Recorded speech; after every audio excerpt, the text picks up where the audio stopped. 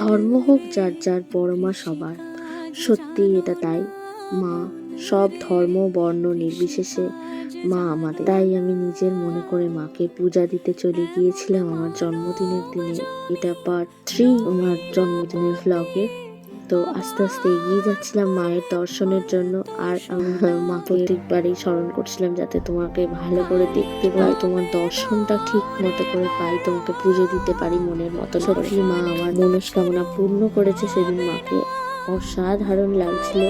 আর coincidentally সেদিন মা আর আমার শাড়ির রংটা সবুজ একই রকম হয়ে গিয়েছিল। এটা মানে অদ্ভুত রকম ভাবে আমি ভাবতে পারিনি এটা কোনোদিন আমার সাথে হতে পারে। তো সেদিন কোইন্সিডেন্টলি হয়ে গিয়েছিল। তারপরে আস্তে আস্তে ধীরে ধীরে আমরা মায়ের পুজো দিলাম সুষ্ঠুভাবে, মাকে স্মরণ করলাম। তারপর আমরা মায়ের প্রসাদ গ্রহণ করে আমরা বাইরে বেরিয়ে। নেক্সট পার্টটা আসছে খুব তাড়াতাড়ি।